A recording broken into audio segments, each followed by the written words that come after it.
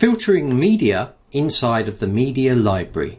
Go to Site, Media Library, and then simply come to the top here and select a file type. So in this case, what I will do is I will filter all of the images out of my media library. Now imagine if I had hundreds of media in here. It would be really quick to just simply click Image, and only image formats appear here. If I also select a tag and I've tagged my media, it will further filter it down, meaning you have complete control. To get everything back, simply clear these options. You also have the ability to search for media.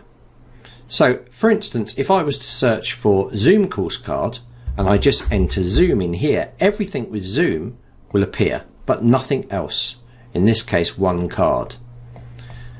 This simple but advanced filtering method allows us to find our media very, very quickly.